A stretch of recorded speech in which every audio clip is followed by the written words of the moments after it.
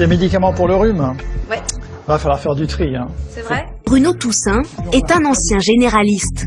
Selon lui, ces médicaments seraient inefficaces, voire dangereux, à cause de leur composition.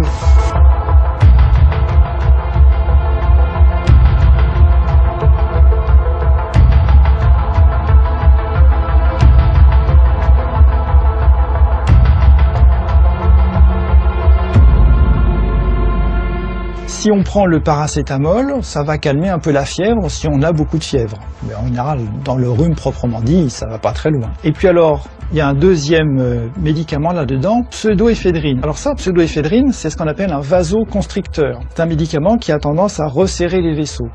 Alors ça diminue un peu les écoulements du nez et ça dégage un petit peu le nez. Ça fait pas des miracles, ça dure pas longtemps.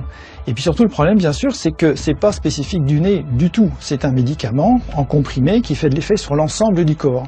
Donc ça a tendance à augmenter la tension artérielle et ça peut resserrer d'autres vaisseaux que ceux du nez, par exemple ceux du cœur ou ceux du cerveau.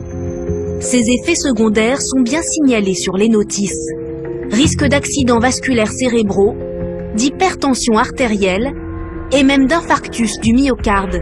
Les plus graves sont causés par ces vasoconstricteurs comme la pseudoéphédrine, une molécule présente dans la composition d'un médicament anti-rhume sur 2.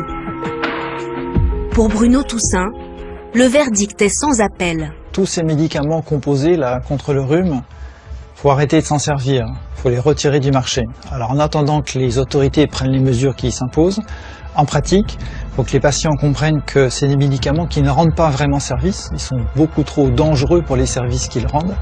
Il faut que les médecins le sachent aussi, heureusement il y en a qui s'informent, et les pharmaciens également.